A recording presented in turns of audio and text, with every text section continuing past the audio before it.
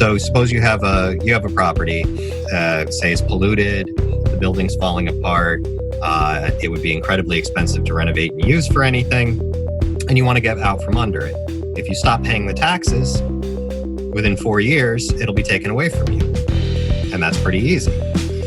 The second group of people that this negative, I mean, I don't know that I'd necessarily classify that as a negative outcome for the people that are looking to get rid of the properties, but you do see a lot of properties sort of go through this churn where the tax lien is bought by one party, then within 5 years, it's back up on the lien auction and bought by another party, and they just sort of change hands without ever anything happening to it. So I'd say that's a negative outcome for the city, but not necessarily for the people who own the properties. And the second one, I mean, is predominantly the elderly, the poor, and the disadvantaged. A lot of times,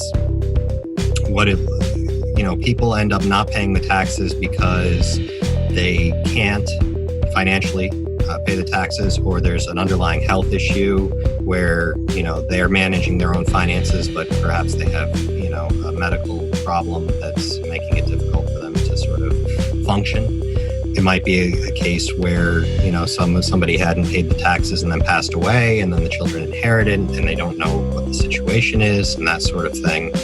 There's historically been problems with notices for these, that the people owe the taxes, and those have actually, they've done some work to make the sort of notice requirements be met better. But yeah, I mean, the people that are most disadvantaged by this system are those that are the most vulnerable.